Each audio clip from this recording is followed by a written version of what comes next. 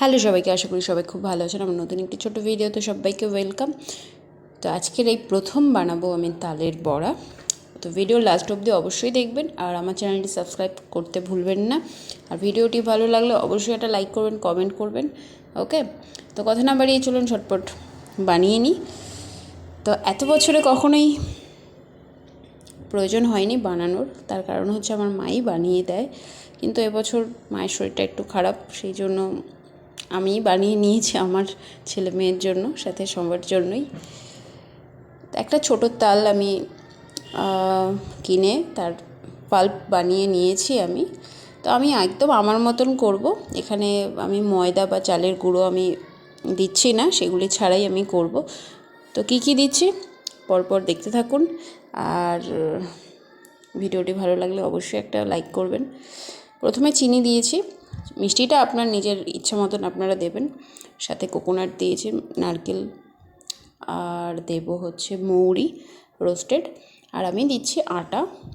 ওকে, আর সাথে দেব সুজি, 100 গ্রাম মতন সুজি দিয়েছি আমি এখানে, আর পিঞ্চ অফ সল্ট। ভালো করে মেখে নেব। আর ব্যাটারটা যদি একটু কি বলবো জল জল থেকে যায় বা ঝোলা ঝোলা থেকে যায়, দেন আবার আটা অ্যাড করব। যতক্ষণ না ব্যাটারটা টাইট হচ্ছে, বড়া বানানোর মতন যতক্ষণ না রেডি হচ্ছে, ততক্ষণ আটা দেব। ওকে, তো ভালো করে এভাবে মেখে নেব। জায়গাটা ছোট হয়ে গেছে, তো আমি চেঞ্জ করে নেব বাটিটা। তারপরে ভালো করে মেখে নিয়ে দেন 15 মিনিটের জন্য আমি রেস্টে দিয়ে দেবো, মানে রেখে দেব। ওকে,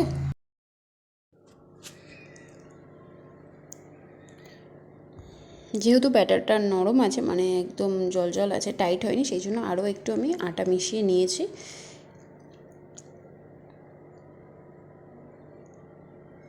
আর এখানে আমি মিল্ক পাউডার দিয়েছি, আপনারা চাইলে লিকুইড দুধ আপনারা ইউজ করতে পারেন, হাফ কাপ মতন।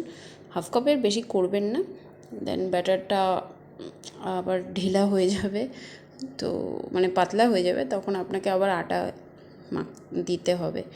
তো সেই জন্য মিল্ক পাউডারই বেস্ট এটার জন্য। ওকে, তো মাখা প্রায় কমপ্লিট হয়ে গেছে, একটু দানা দানা রয়ে গেছে মিল্ক পাউডারের, তো অসুবিধা নেই তার জন্য।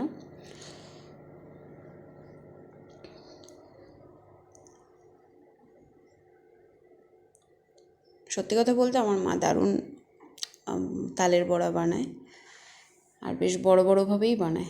তো কড়াই গরম হয়ে গেছে, আমি জাস্ট 200 ml রিফাইন্ড অয়েল নিয়েছি আমি।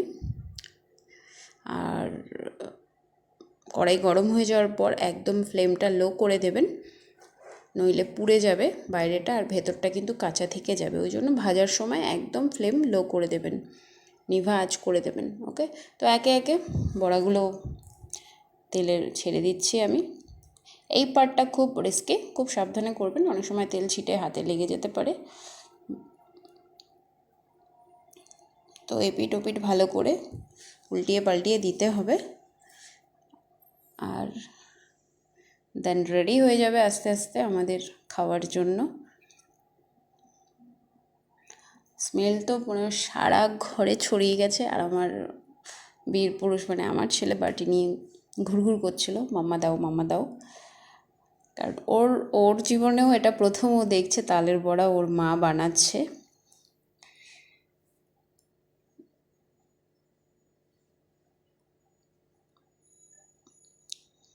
একটা পার্ট রেডি হয়ে গেছে, এটা সেকেন্ড ব্যাচ।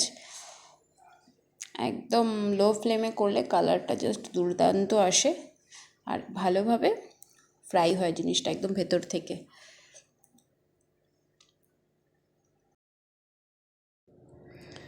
সো ভিডিও কেমন লাগলো অবশ্যই কিন্তু কমেন্ট বক্সে জানাতে হবে। আর থ্যাংক ইউ সবাইকে দেখার জন্য, ভালো থাকবেন সবাই।